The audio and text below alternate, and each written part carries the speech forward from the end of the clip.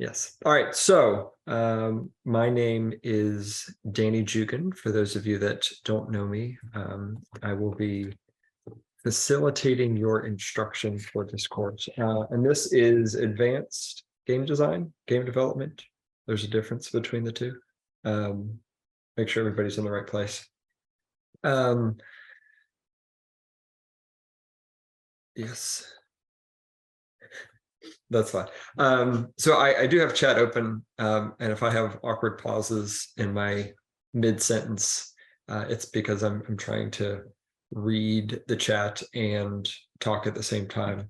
And I am good at a handful full of things. One of them is not multitasking. I can focus incredibly well, but not at more than one thing. So I often have to stop doing one thing to do another. Okay, so purpose of today, we'll do introduction to the class, kind of go over what we can expect in terms of content, in terms of assessments, and what you guys will be doing. And that'll be about it. Okay, so let me get the Canvas page pulled up. Put this over here.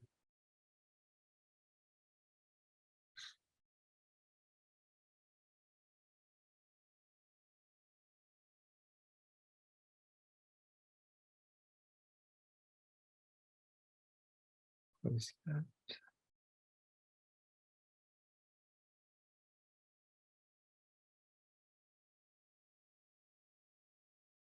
Okay.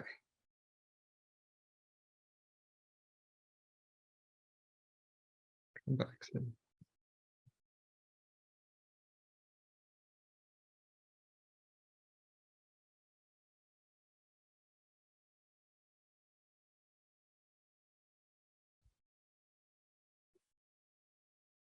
Okay, can y'all see my screen? Yep, we can. Awesome, thank you. All right, so this is pretty straightforward. This is advanced game development. All of you either have lots of game development experience, or you have taken the Intro to Game Development course. Intro to Game Development focused on 2D games.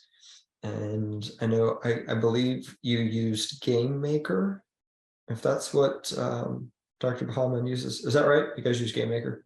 Yep. Yeah. Okay. Game Maker is okay. It's good for teaching the basics without the complexity of an engine getting in the way. So we will not be using that, not because it's bad per se, but you're limited to what you can do with it.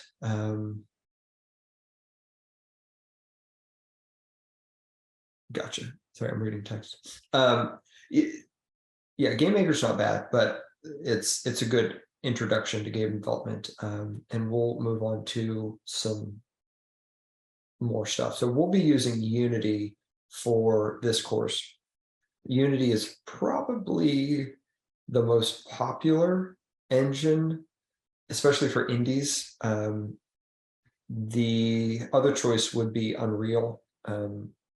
And how many of you are familiar with the names, at least in terms of Unity and Unreal? I am. Okay. Generally speaking, if you're in this course, you are probably familiar with the two of them. That's a good, Keith, good question. What's the difference between Unreal and Unity? They're both very good, I'll say that. I'm not a huge fan of Unreal just because I haven't used it a ton. There's nothing wrong with it. A a lot of times the general conception is that Unreal is a superior engine to Unity. Like if you listen to the people on the internet or talk to people that think they know what they're talking about, they will say that, oh, Unreal is better. And the reasoning they often give is the games that are produced from those engines, Unreal ones often look a lot better. And I don't disagree with that, but you do have to look at the source of those games. And so, yeah, there it goes. The studios that are often putting out the games through Unreal often are, I will say, have more resources than the average person putting out a game, or the average studio putting out a game through Unity. That is not because Unreal is inherently better, or better to the point that you should use it simply because the games look better. The average game that you see from Unity will not look as good, but that's not because the engine isn't as good.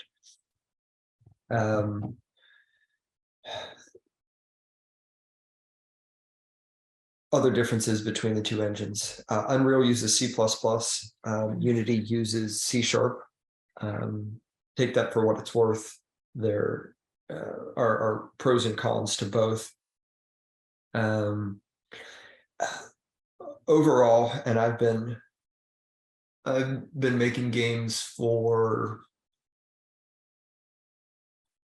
20 years now, professionally, 20 years.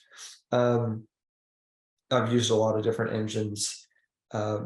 Unity is my favorite. I think it is a great engine for getting started in game development.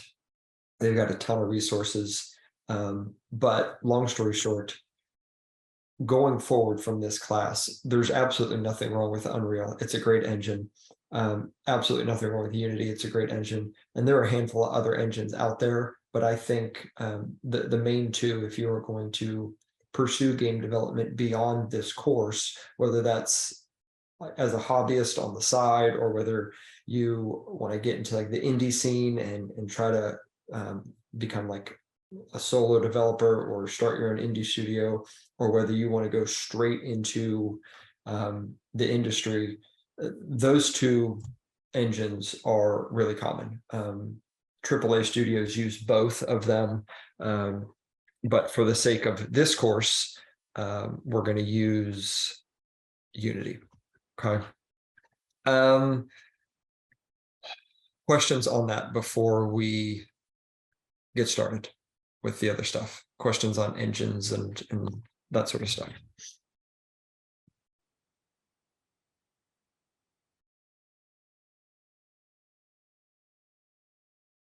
Should you practice in between classes? We will talk about that. Okay, so this course, you guys have already taken intro, and which is 2D game development. This course is 3D game development. And so we're going to look at adding in that third dimension, which may seem scary if you haven't done 3D games. It is not. There's really not a whole lot of difference between making 2D and 3D games. But we will look at a lot of the components to 3D games and larger game engines in general, stuff that you don't have to necessarily consider with 2D engines. So I made Flash games for a really long time. That's where I got my start doing Flash games. And I'm not super familiar with Game Maker, but I don't know that they have components to consider, like lighting and cameras and all that sort of stuff. But we'll take a look at all those and how they impact game development. A couple questions from the chat. I don't know how to 3D model. Is that okay? Yeah, so we'll talk about that now. This is a game development course, meaning it's for the developer. As you guys know, developer is kind of a generic term. It's usually interchangeable with programmer. There are obviously lots of different aspects and separate jobs that go into creating a game. Oftentimes in smaller studios, or even when you're making a game by yourself, you have to wear a lot of different hats. There's obviously programming, there's level design, there's 3D modeling, there's UI, UX design, there's sound, there's lighting, there's all this different stuff that goes into it. Larger studios, those are handled by different people.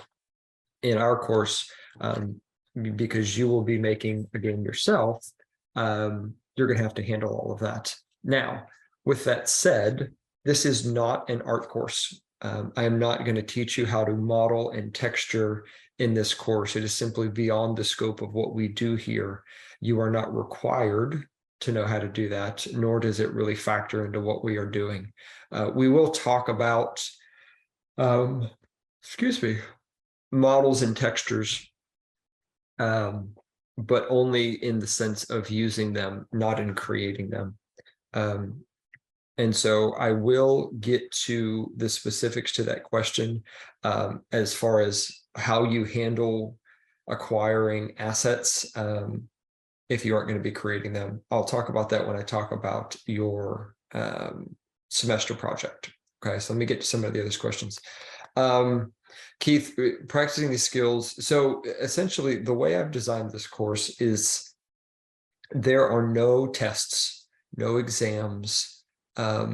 Everything that I need to assess in this course from you all can be assessed through your game. I think you will learn best by actually making a game rather than answering questions about how to make a game. And so and for that reason, your semester-long project, which will be creating a game, will be done individually. I've done groups in the past, I've done individual in the past. I like the individual the best. It is more challenging for you in certain aspects. It does avoid a lot of the traditional problems you get with groups. And I know it's a double-edged sword. I know there are pluses and minuses to working in groups versus working individually. But we're going to work individual this semester. So all of the practice that you will get, all of the practice that you will need will be working on your game. Okay. You will learn best from that.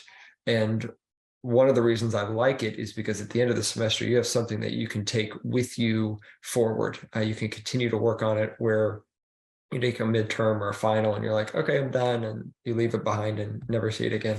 So I like that form of assessment better, meaning I like working on a large project with separate deliverables, rather than a bunch of tests. Okay.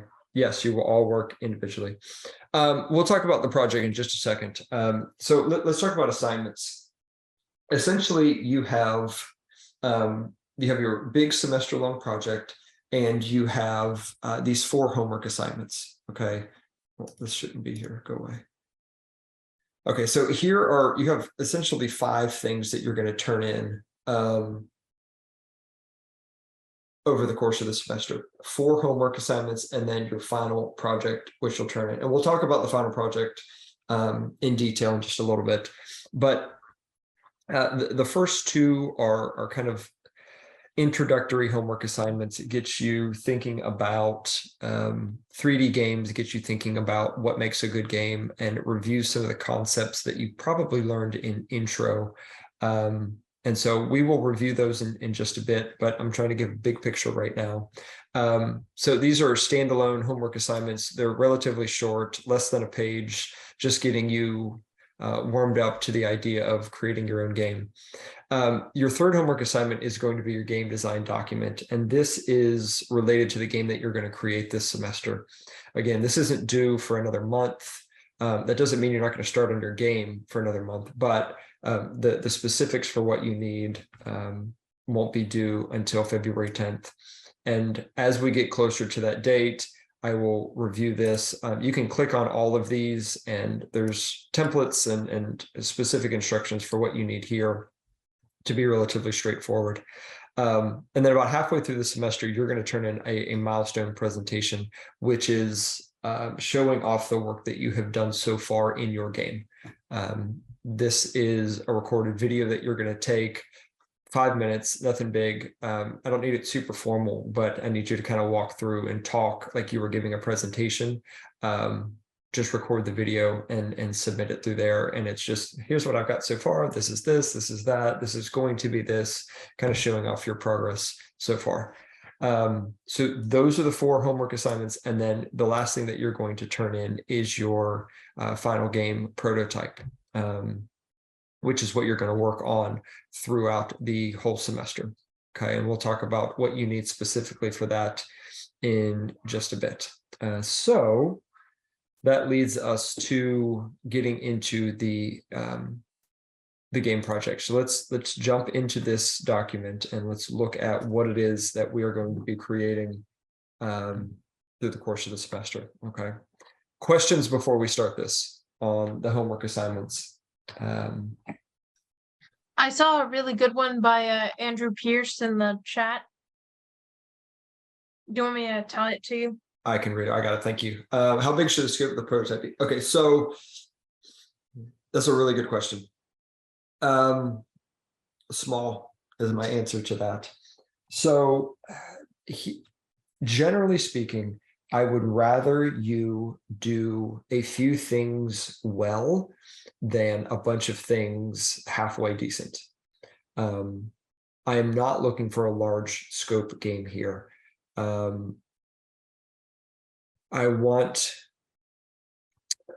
let's do this. Think old school arcade in terms of the scope of the game. So like Galaga, Centipede, shorter games that don't have a ton of moving parts or a ton of complexity. Okay. The idea for this is not that you are going to be an expert in 3D game development after this course. It's that you are going to be familiar with all of the different components necessary to put together a completed game. Okay. The second thing I will say is this: you are creating a game prototype. This is not a completed game. The difference between a prototype and a completed game is spelled out right here. Okay. And we had a question from the chat. Let me read it. Should we have some knowledge of Unity before we get started? So I was planning on getting into this near the end, but I'll go ahead and talk about it now. I don't expect any of you to have experience with Unity coming into this course. Okay, so if you're like, I'm just now hearing about Unity, I've never heard of it before, that's okay. I don't expect knowledge coming in. If you do have knowledge or experience, you're ahead of the game. But it is not a requirement coming into this course that you have experience to this. Yes, we're doing projects individually, Diego. With that said, I do suggest getting started with some of the beginning tutorials in Unity. They do a fantastic job of providing those resources to you to get started. They're excellent videos.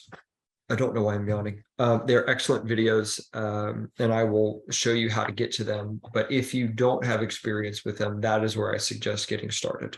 Okay. All right. So let's get back to this. So you are going to be creating a game prototype. So the difference between a prototype and a full completed game is that a prototype is essentially, and it gives the user the idea of what the final game is. It does provide fully functional play, but it might not have all of the content of a completed game. Okay, and I give some examples here. So a prototype for the original Super Mario Brothers might have a few levels, and the levels themselves are complete, meaning it has all the enemies, it has all the power-ups and the mushrooms, you can jump, you can do all of the things that you could normally do, but it might not have all of the levels, okay, which may include some of the enemies that you don't see until later in the game.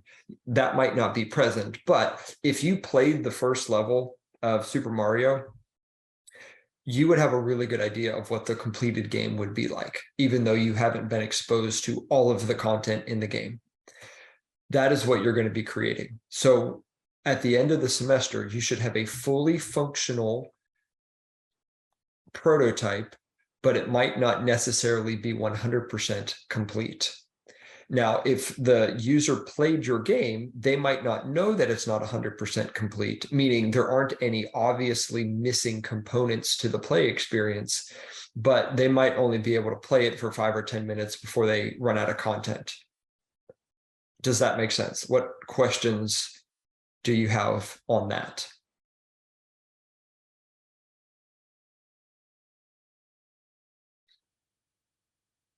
Okay, I'll assume everybody's good there.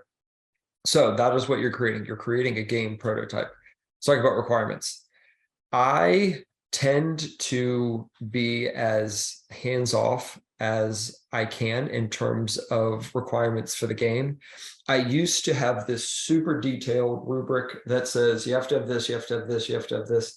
And what I found is that it was super restrictive, and I ended up getting about 4 different games from a class of 60 people. And they would just be variations on the same game, because when you looked at all the requirements, the only kind of games that you could create were like 4 different ones. And so the only requirements are this: game has to be made in Unity, has to be 3D, and in terms of content, it needs to be appropriate.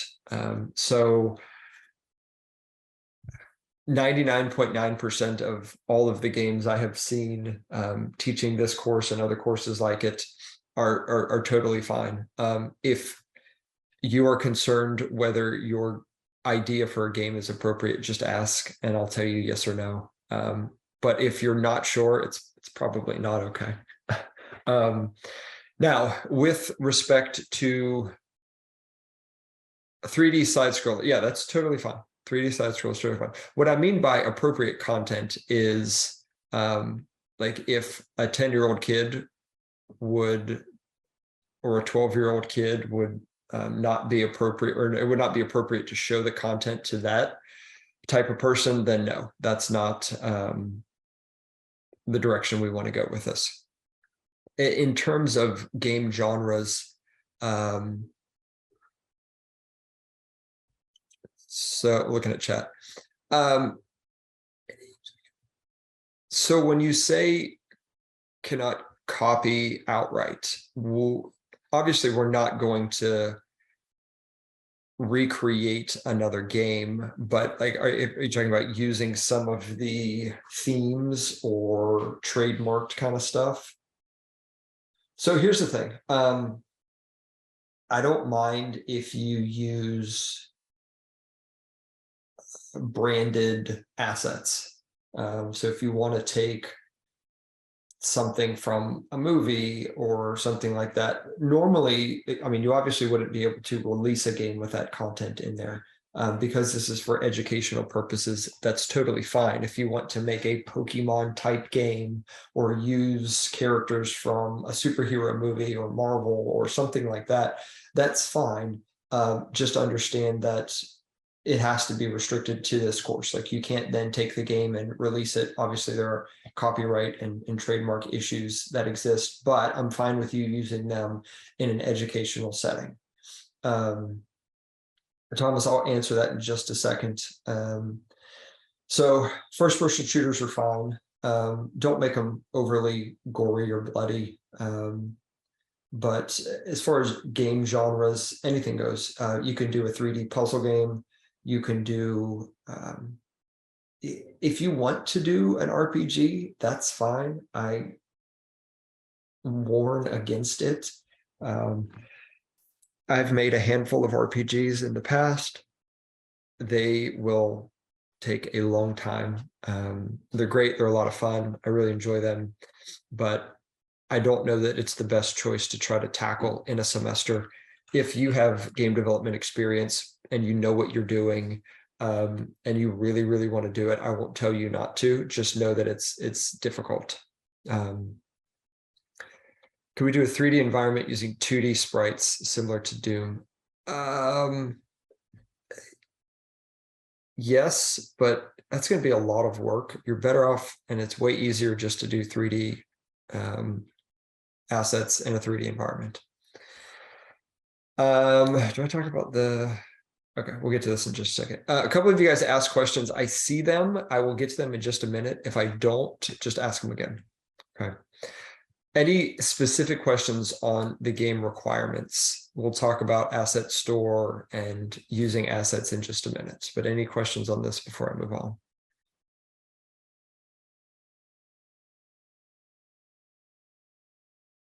Okay. How is your game graded? This is tough, because it's, again, I used to have a really detailed rubric that made grading really easy and it made things really transparent for everybody. But it caused more problems than it helped. And so the way your game is graded is relatively subjective, meaning it's up to me. But a few things to note. One, I'm not super harsh when I grade. The purpose of this course is for you to learn through making a game. And so if you have a functioning game at the end, that's a win. And so that's essentially what I keep in mind. I do have a couple points with regard to how your game is graded. Does your prototype work, or is it obvious that things are broken? Like if I play your game and it's obvious that it doesn't work the way it should, that's going to affect your grade.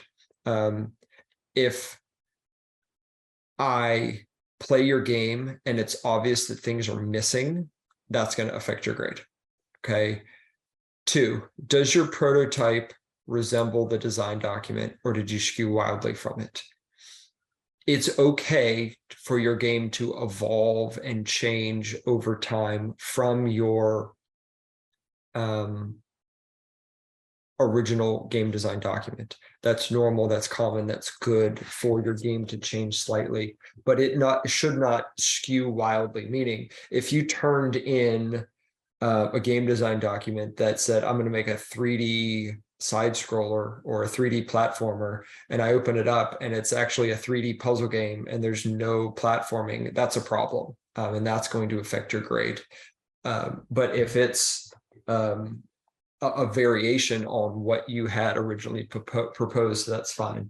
Bottom line is, if you think you are skewing from your game design document, just let me know. And that's not a problem. I just want to make sure that your game matches what I expect it to be when I go into taking a look at it. Question. So game must be 3D. I assume you mean all of the assets are 3D. Not cardinality must be 3D. So like Smash Brothers, for example, it's a 2.5D game. It uses 3D assets, but it's locked to a 2D camera angle. I'm thinking, I would say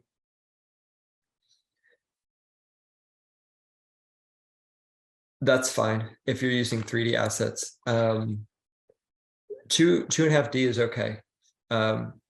Because the difference between 2.5D and 3D is almost non-existent in terms of what you were doing. In fact, some things may be more challenging with 2.5D, but that's fine. You can do 2.5D. Other 2 points to consider in terms of grading. Part 3, every game needs strategy. If there's no strategy, it's not a game.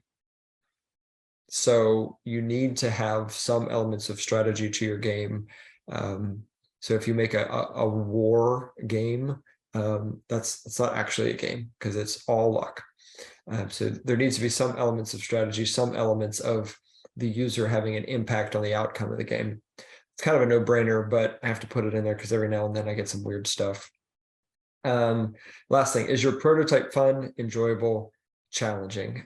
This is really subjective, and I understand. But if there should be some fun / enjoyable / challenging aspects to your game, I generally don't have any issues with this. But it is one of the things I look at when I grade your game. I will say, if you turn in something that is complete, even if the scope is small, your grade will be fine. I don't want you concerned with your grade. I want you concerned with like learning game development through making a game. Like that is the purpose of this course, and that's where I'd like your attention to be, if that makes sense. Questions on how it's graded before we get to this last question about where you find assets and what you can use.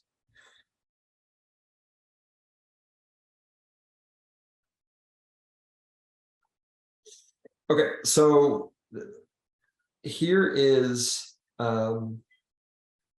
the question that gets asked all the time. Can you use assets from the internet? Can you use assets from the Unity asset store? Yes. So I said before, and this was related to the question about 3D modeling. I know that not everyone's a good 3D modeler, and it would be impossible in terms of time to model and texture and code and do sound, do all of these different aspects of game development within a semester. Especially for someone or a group of people that are largely new to this. And so with that said, you are welcome, you are free to use assets that you find online. My rule is a 3-to-1 ratio. So 75% of the content in your game needs to be created by you. This is a rough number. I don't literally count up your assets and do the math. This is just a good guideline for you to go by. What most students do here, because this game development course is within computer science and it's focused mostly on the programming side of things. Most of you are programmers. Some of you may be programmers that have art or modeling or audio skills in addition to programming. You are welcome to use all of the skills that you have, but what most people do is they create 75% of the script. So the 75% is on the development side. It's on the coding side. So the classes and scripts that are written for the game are where the 75% of the content comes on the user created side. On the modeling side, the texturing side, that is usually where that 25% comes in. So if you go to the Unity asset store, if you go to websites like Mixamo that have free models, free animations, you are welcome to use all of that in your game. You want to keep a rough 25 to 75% ratio of stuff you create versus stuff that you are using that is free. Okay. Again, that's a rough number. Don't stress if you think it's a little bit off. Just know that you are welcome to use some stuff as long as it's not a majority of your game. Okay. Questions on that aspect? So you said we should have like a 70-30 ratio. Does that also apply to like code? So like if we found a piece of code online that had, let's say, like some functionality for like group pathfinding or like group AI, will we be able to just use that and count that as our 30%? Sure. Yeah, you're welcome to use that in any area. And Marcel asked a question: if I use a tree asset and place it in the world 100 times, are you looking at the single asset, or is it being used 1,000 or 100 times towards the asset? So I am not getting anywhere near that specific. I do not care that much. I would look at that as a single asset, not 100 times. Again, this is not I don't want you guys to be stressed about like keeping this ratio perfect. The idea here is main idea. And so I want you to take away from this. Yes, you can use free assets that you find online, but most of your content in your game should be created by you. That should sum it up. Okay. And if there are specific questions beyond that, I'm happy to answer them, but I don't want this to become a thing. It's not that serious that you need to stress about it. Okay. Questions on that?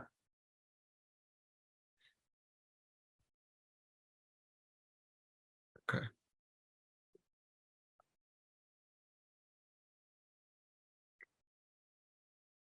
right. I am just checking chat, make sure all that's good. Okay, so this is your semester long project. I suggest you get started on it right away. So go to unity3d.com. Actually, I think it's just Unity now.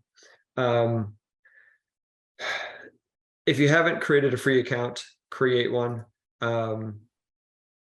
There are tons of resources on here, and we'll take a look at it. I will say this, the specific version of Unity that you use does not matter. I don't care which one you use. I'm on 2020.3, which is an older version. 2021's out, 2022 may even be out. They have different features. Use whatever you want. It does not matter. If I were just starting out with Unity, I would pick, you want to look for one of the ones that's LTS, which means it's going to be supported for a while. I wouldn't pick necessarily the newest version because you may run into some weird bugs. The older versions, 2021s, ones that have LTS on them, those are ones that are going to be supported for a while and most likely going to be bug free. So that's what I would start with. If you are new to it, you definitely want to start out in this learning section. They have some paid services. You don't need to mess with that, but there's like all kind of great projects that they have. You can like dive into, like they walk you through the entire creation of these small games. There are specific categories that you can go. So if you want to look at how do I do audio, how do I do character movement, all that sort of stuff is going to be, they've got great tutorials for all of that stuff. And so that's where you should start. And we will go over a lot of that stuff in class, but a lot of what you are going to learn will be kind of on your own because each of you is going to be going in a different direction with your game. Okay, so download Unity and get started from there. Okay, questions on that before we move on?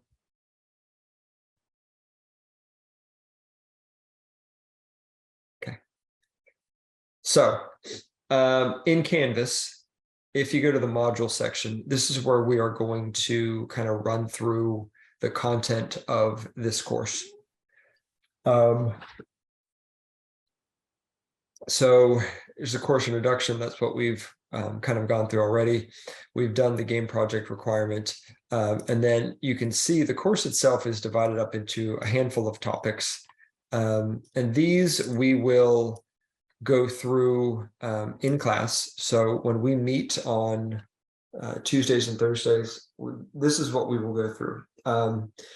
And what I have found is it's difficult to teach game development in a course like this because there are literally hundreds of different topics that would be suitable to cover. And I could cover 10 topics that would be completely useless to you in the game that you're making this semester. And so with the way this course is structured, I tried to strike a balance between presenting common concepts that you will probably need and also giving you time to explore concepts that you are going to need to know specific for your game. There are going to be some of you that need to learn things that nobody else is going to need to learn. And that's just the nature of game development. Your game may have a mechanic that requires that you learn, these three things, and somebody else is going to have a mechanic that requires them learn three completely separate things. And so I don't want to spend a bunch of your time overwhelming you with all of these concepts that don't necessarily pertain to what you need to do this semester. And I understand that it's important to get exposure to different things, but I'm trying to strike a balance between the two. So all that to say, we will cover a lot of basics, a lot of things that most of you will need to know for your game. but at the same time, I'm also going to give you a lot of class periods off to simply work on your game. And so, for example, we'll meet again on Thursday and we'll get started with this content. But once we cover some of the basics, I'm going to give you, we'll only meet like once a week. So we'll only meet on Tuesday and I'll give you Thursdays off, and you use that time to work on your game, and that sort of thing. Questions on that while I read the chat?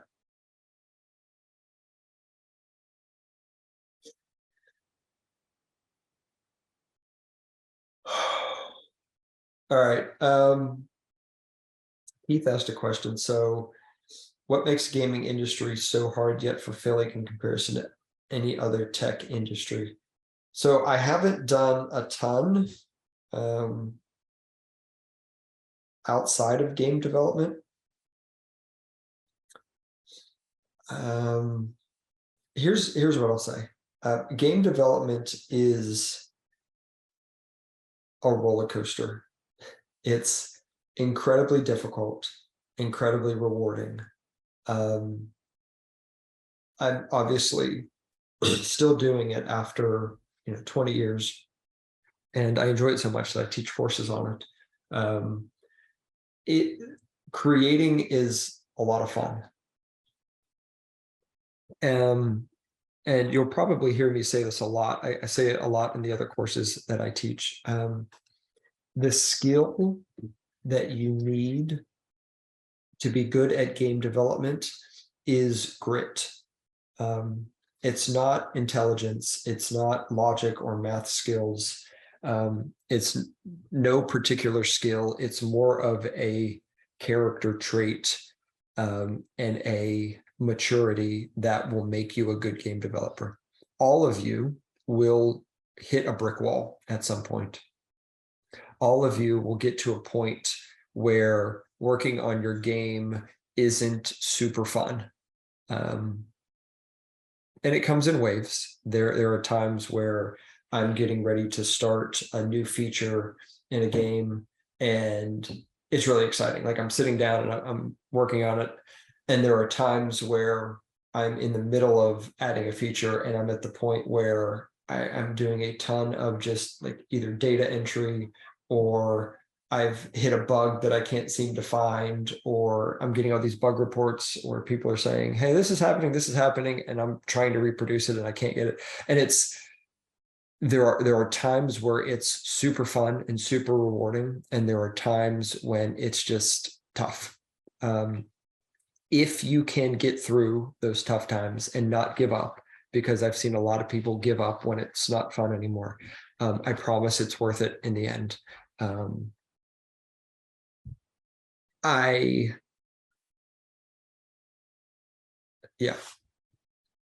give up.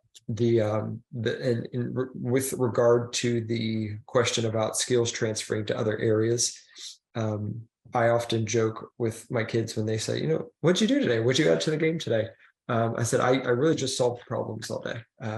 Game developers are full-time professional problem solvers. That's all we do.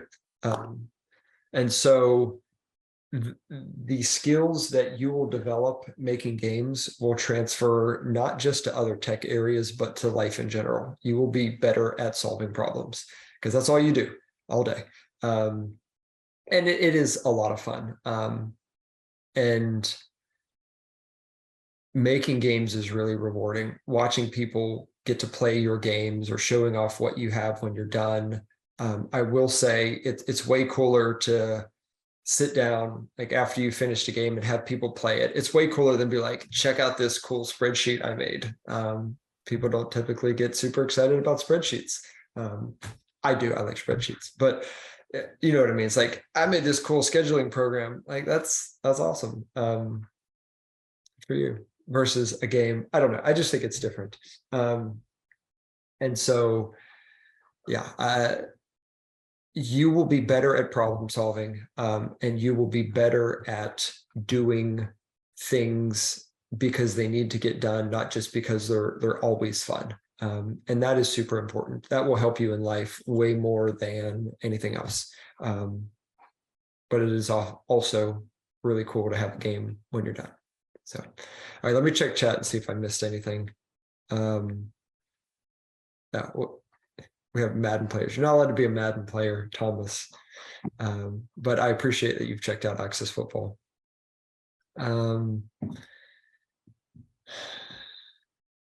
Yes. One other thing I will say is that being a game developer will also allow you to grow really thick skin. And it will allow you to hopefully learn not to take things personal. The internet can be a very terrible place where a lot of people live.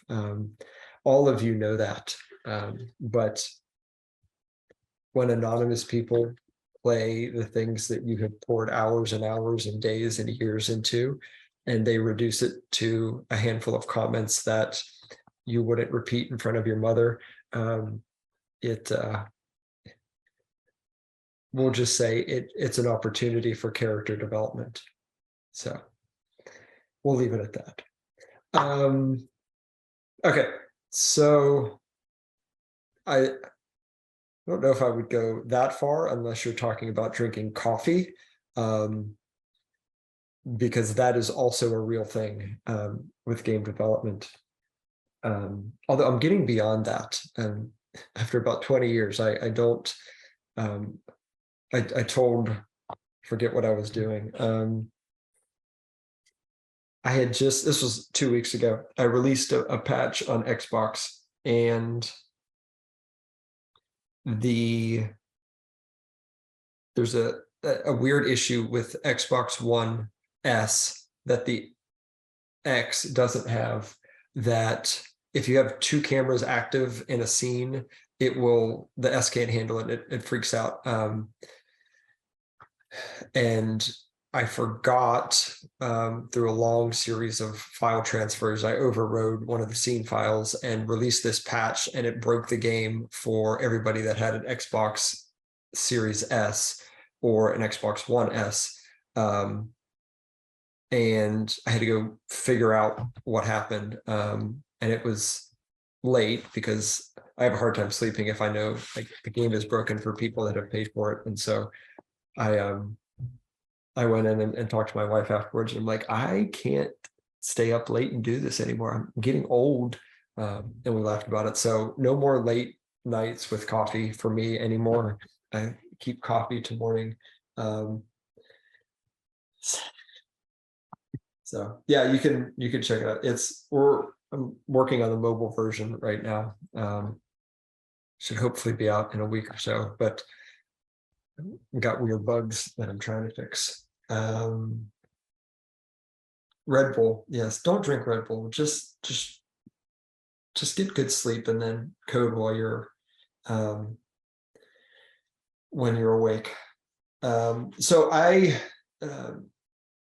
no, I didn't explicitly say. So here's my history in game development. I started when I was, what time was this class over? 12:45? Yeah. All right, we'll finish up quick. I'll give you my history so you have context.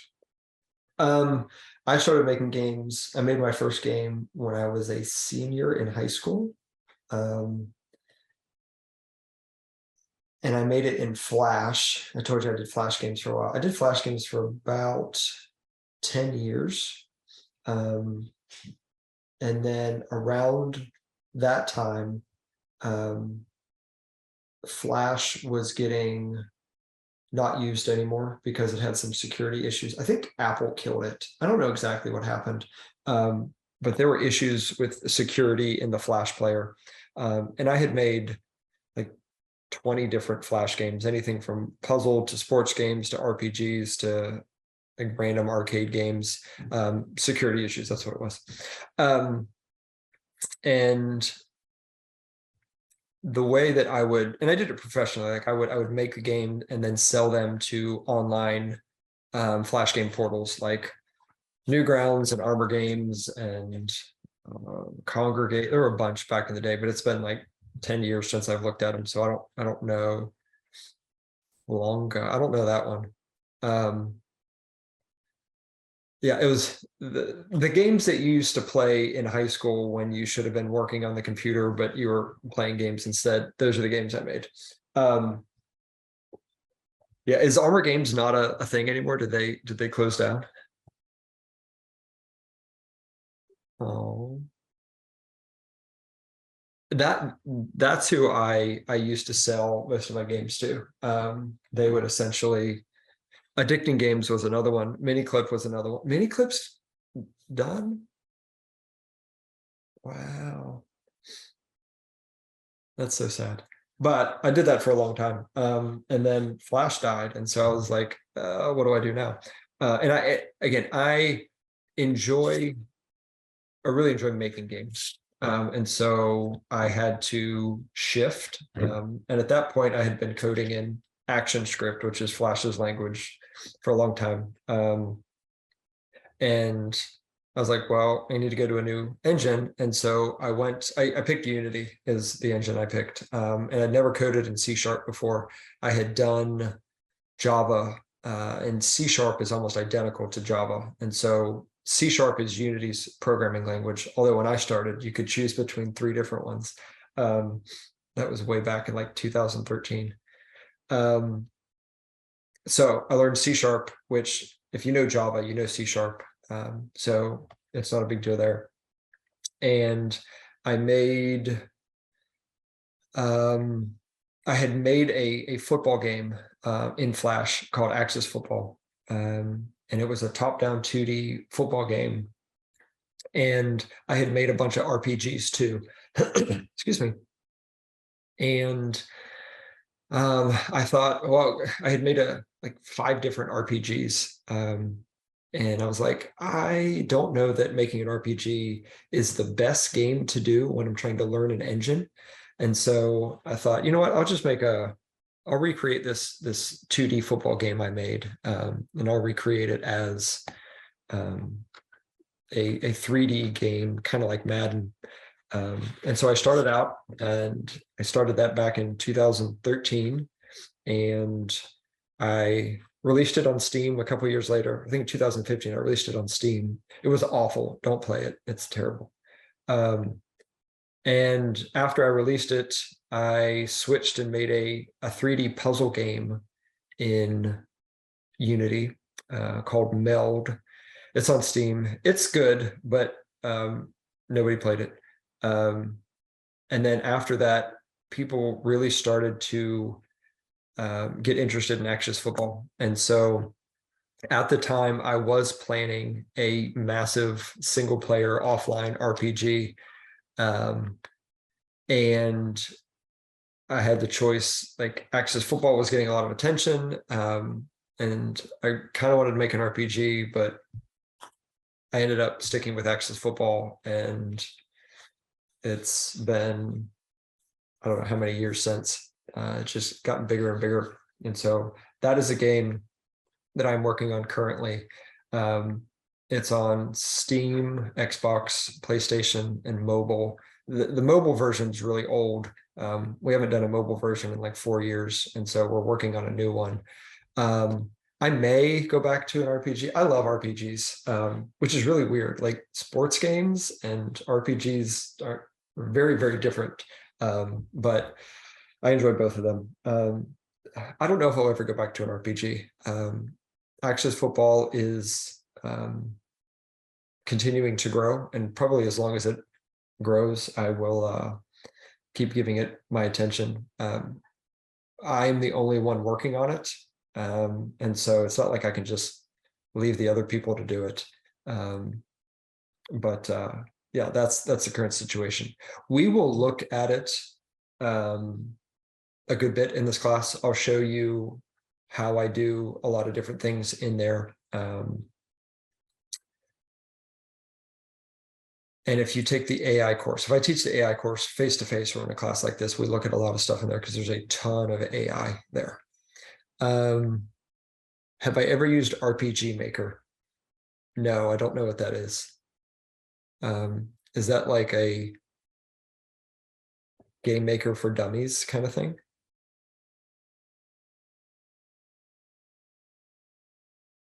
No, I've never used RPG Maker. I did the series of games. I did a series of RPGs called Hands of War for Flash, and I was in the process of making a 3D Hands of War game. It was going to play similar to like World of Warcraft, but not be online. It was going to be a single player. A lot of factions, a lot of choices, that sort of thing. Yeah, I would. That's cool. I've never used RPG Maker. Simple enough for a child, powerful enough for a developer. Yeah, usually you'll end up just frustrated with that and handcuffed into not being able to do what you want to do. But I've never used it, so I won't talk negatively about it. All right.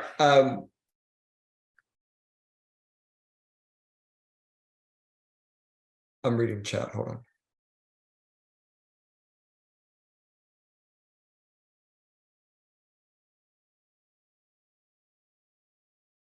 Yeah, you can use AI packages. That would include, or that would be included in like the 30% rule or the 25, whatever the percentage. You're welcome to use that sort of stuff online. So Marcel, I'm going to answer this question and then we'll kind of move on from here. I usually give this is not a speech, but I'll usually give this speech towards the end of the semester. But it's good to be thinking about it right now. Oftentimes I get the question of, okay, I took this course now, where do I go from here? There are different ways you can go about doing this. And when I say this, I mean getting into the game industry.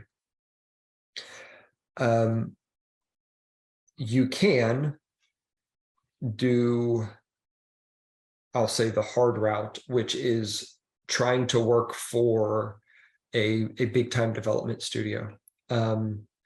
Unfortunately, the competition is really tough and the working environments are traditionally awful. Now, I won't speak for every studio because I don't know them. I can only kind of repeat what I have observed and heard from others. But working for a big studio is very demanding. Long hours, 6-7 days a week, and it can be tough. Now, there are some people that love that, and maybe that's you. I won't tell you whether that is a good or bad thing for you personally. It's challenging though, but can be very rewarding if that's what you like. If you are interested in getting into the industry, the number one thing that larger studios or even mid-sized studios are looking for are published games. They want to see games that you have completed. And so that is another reason I set up this course the way I do, so that when you finish this course, you have a prototype that you can then work to finish to publish on your own. So keep that in mind. I don't necessarily recommend that route. I will say this. My son, my oldest son, is getting into programming and game development because he's a boy and loves to play video games. And so the advice that I'm giving you all is the same advice I would give him. I don't necessarily think that going the traditional route of getting a job at a large studio is what would make him particularly happy, or one of my daughters. But I'm not saying that's wrong for you. I'm just saying this is the advice that I give my son and my daughters. And if that's what you want to do, awesome. The alternate route to that is kind of the kind of, but I won't say that explicitly, Keith. I know that there are some studios out there that are much better than others, but like you listen to horror stories from EA and other places like that are just, they're not good places to work. Now, certainly there are studios that are better, but allow me to present the two options to you, and you kind of see what makes the most sense for you. So that's the first route. Trying to get an internship. And those are the first two steps to this. Make games, get them published, try to get an internship to get your foot in the door. That's essentially the best way to get into the industry for an existing larger studio. The other route is to, and this is the advice that I would give my kids. If you want to get into game development, finish with a computer science degree. So graduate with a computer science degree. Your concentration does not matter. Get a job anywhere that will pay the bills. And whether that's working at a bank or a financial institution or as a developer for whatever, just get a job. And make games on the side. Be an indie developer, and that will allow you to develop your skills and to develop your portfolio. Now, from there, you can kind of go the indie developer route. One of the most difficult things about being a developer is the fact that it is so risky.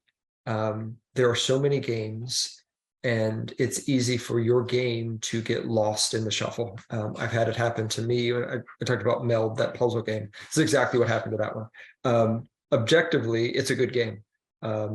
It wasn't my design. I made it for a friend, but his design was really good.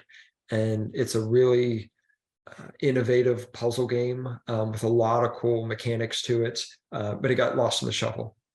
If I relied on that game to support me and my family, we would have been in trouble because it just wasn't popular. And so having a real regular job while you develop your indie side of things is a much safer way to go about doing it. I won't necessarily say it's the best way to do it, just like I wouldn't say that it was the best way to try to jump right into the industry. I'm just giving you two options for things that work, and you have to decide what makes the most sense for yourself. There are lots of great online communities where you can meet other developers and say, hey, I've got an idea for this. Would you be interested in teaming up? You can make a lot of great relationships and partnerships through that. But that's the direction that I would go. Graduate, make games on the side. That will allow you to get your feet under yourself, to develop a portfolio while you are supporting yourself through your job. And some people will go their entire career doing that. They find that they enjoy being a developer for whatever company and then making games on the side. If for whatever reason one of your games makes it big and you have the choice, like, oh, I could do this full time, that's amazing. So kind of take that for what that's worth. What questions do you have based off of that?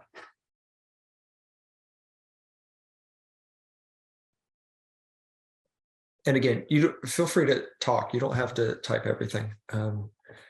I can't read so good. Just kidding.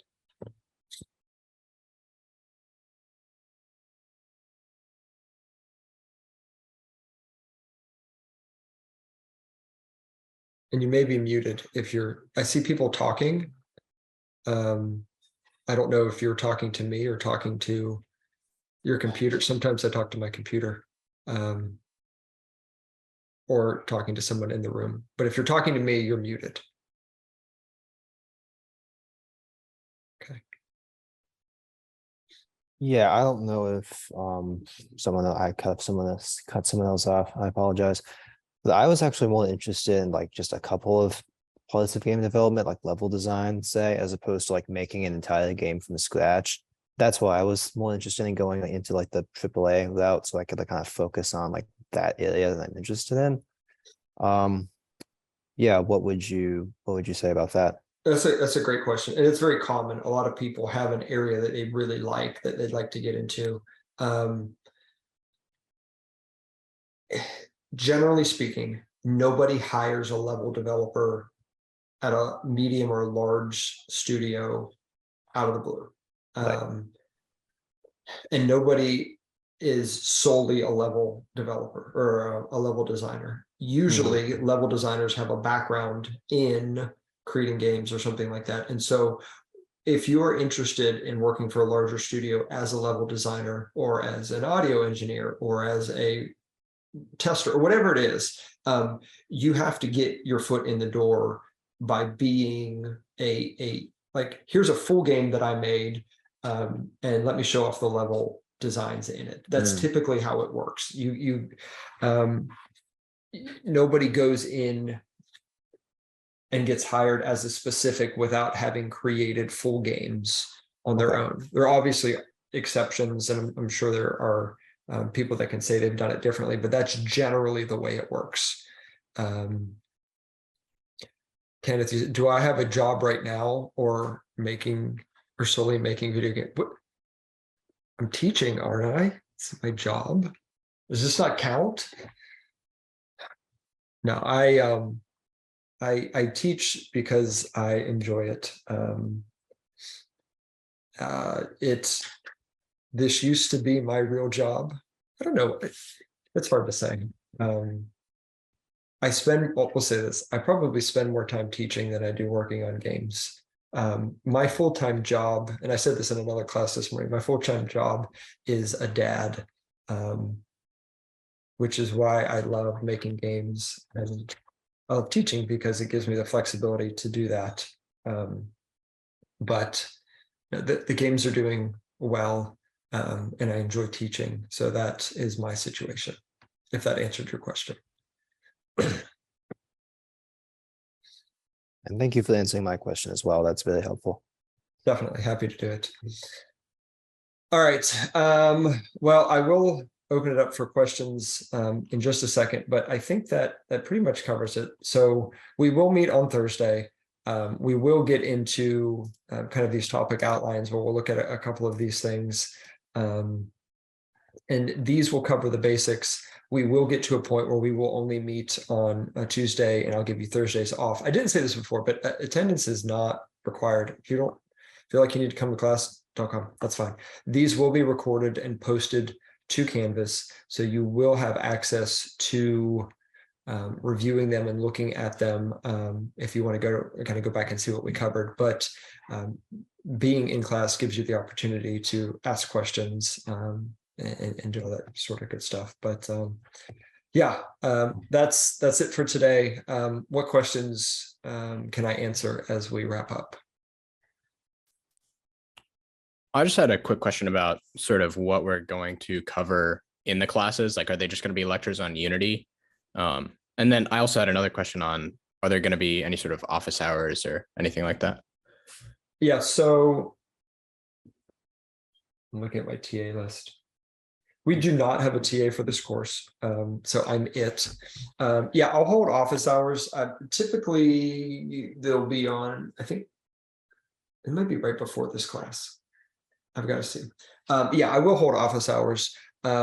The content that we'll cover, it will be in Unity, but it won't necessarily be specific to Unity. So I'm going to show you how to do a lot of different stuff. Like when we talk about cameras and lighting and that sort of thing, we'll be doing it in Unity, but those concepts are going to be applicable to any engine. All these 3D engines are going to have lights and cameras and that sort of stuff. So it will be universal in that sense, but we're going to do everything in Unity because I want to show you how to do this stuff so you can apply it to the game. What other questions?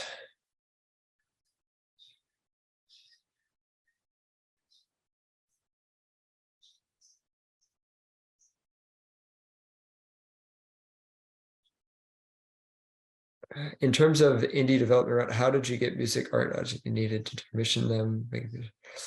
So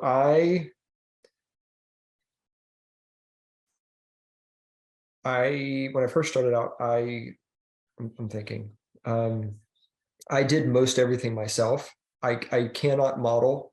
And so I think I found the models that I needed. If I needed to hire somebody, I would, but when I first started out, I didn't have a budget to work with. And so it was like free stuff or free stuff. It's basically all it was at that point. And it slowly kind of progressed from there. If you look at the very first Axis Football, the user interface was awful because I made it, and I'm not good at art or UI or UX or anything like that. And then I got a random email from somebody that said, "Hey, I saw your game. It looks really cool. I do UI design professionally. I'd love to help you out." Which was a nice way of saying, "This is awful and I hate looking at it. Let me fix it for you, please." And that guy has been working with me in Access Football for the past 7 years. And so that kind of stuff can happen. You got to put your stuff out there and see what happens. And so he and I are actually the only two working on the game. He's not a coder. He does product design, which is good because I don't. I'm a coder by choice because that's the only thing I can do. All right, we're out of time. Save your questions if you have any and ask them next class. I will see you guys on Thursday at 11:30. Okay. Have a wonderful day and I'll see you then. Thank you, Professor. Good to meet you. Good to Thank meet you as you. well. Thank you. See you Thursday. You have a good day you. yourself. Thank you. You have a good day. Thank you very much. See you guys. Take care, See Professor. ya. Thank you. Thank you.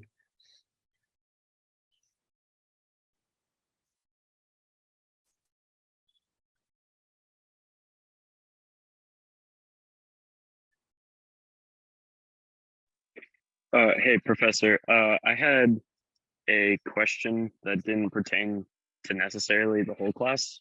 Sure. I appreciate you giving me the opportunity to take this and the capstone at the same time. And I believe I'm capable of producing quality work for both. I just wanted to make sure with both being similar that I fulfill your expectations in terms of requirements. If you need me to do additional work to, prove that I've gone above and beyond or learned additional information, or how do you want to handle that? No, that's totally fine. So I assume you've seen the Canvas page for the other course. We don't meet for that course. It's very hands off. Have you I looked at saw the assignments. Okay. That's just the project outline and then the final. I wasn't sure if it was going to have homework assignments like the AI course I was with you in last semester for. Gotcha. No, it doesn't. And so I'll just run through it real quick. So essentially for that course, it's a capstone course. And so the idea is that you're basically showing off what you have learned throughout your academic career up to this point. And so in this course, you are creating a game prototype.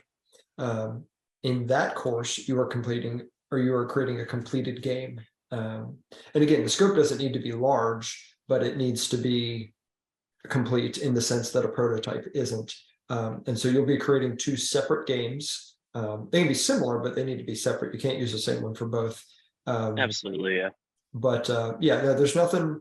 And I'm very, very much hands off in that course. You can use whatever engine you want. You can create 2D, 3D. It can be a mobile game, any genre. It's completely up to you. So that's the deal with that course. And so there are no tests, no quizzes, no other assignments. It's you are making a complete game over the course of the semester on your own, basically. Gotcha. Was there, as a capstone, was there any writing or something that I needed to complete as kind of? Nope. Nope. Okay. That's all. The only thing I need is a project proposal from you, which should be listed on the Canvas page. Yep. And that's it. Excellent. All right. I appreciate it. Take care. Definitely. All right. Have a good one. You as well.